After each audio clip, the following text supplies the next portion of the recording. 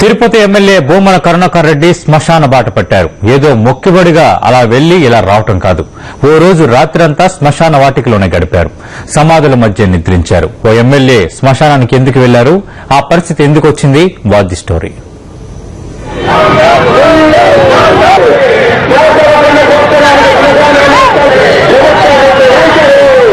తిరుపతి శ్మశాన వాటిక అంతా చీకటి మయం. చుట్టూ సమాధులు, ఓవైపు శవ దహనం.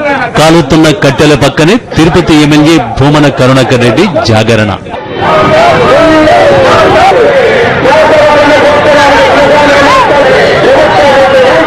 దహన సంస్కారాల కోసం జానడు తావులేక తిరుపతి ప్రజలు పడుతున్న ఇబ్బందులను పట్టించుకునే సర్కార్ను ఇలా వినూత్న నిరసనతో ఎండగట్టారు తిరుపతి ఎమ్మెల్యే భూమన కరుణాకర్ రెడ్డి.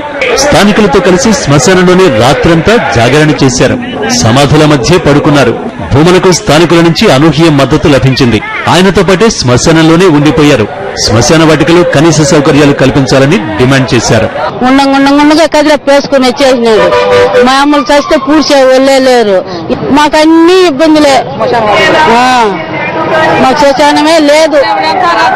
చచ్చినప్పుడు అంతా ఒక్కొక్కరు రచ్చే రచ్చే రచ్చే రచ్చే. ఇప్పటికైనా సర్కారు స్పందించకుంటే మున్సిపల్ కార్యాలయం ముందే శవాలకు దహన సంస్కారాలు నిర్వహిస్తామని హెచ్చరించారు భూమన. శ్మశాన స్థలంపై నిర్లక్ష్యంగా వ్యవహరిస్తున్న అధికారులు వెంటనే శవం మీద శవం పూడ్చేటువంటి పరిస్థితిని తెప్పించింది.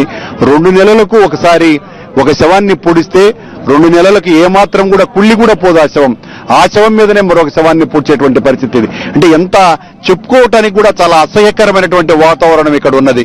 ఈ ప్రభుత్వం ఈ రకంగా కూడా స్పందించకపోతే రేపు ఇక్కడ చనిపోయినటువంటి వాళ్ల శవాలను మున్సిపల్ కార్యాలయం ఎదుటనే దహన సంస్కారాలు చేసే విధంగా ఉద్యమాలను తీసుకువెళ్తామని ప్రభుత్వాన్ని హెచ్చరిస్తున్నారు. ఎలాంటి భేషజాలకు పోకుండా ప్రజల కోసం ఎమ్మెల్యే శ్మశాన వాటికలో జాగరణ చేయడం తిరుపతిలో చర్చనీయాంశమైంది.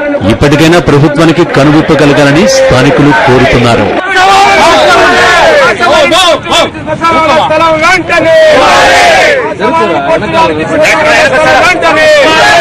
ఇప్పటికైనా రాష్ట్ర ప్రభుత్వం స్పందించాలని, లేని పక్షంలో కరుణాకర్ రెడ్డి పక్షాన మరింత పోరాటాలు చేస్తామని స్థానికులు హెచ్చరిస్తున్నారు. వీడియో జర్నలిస్ట్ రాజశేఖర్తో మసూరెడ్డి, సాక్షి టీవీ, తిరుపతి.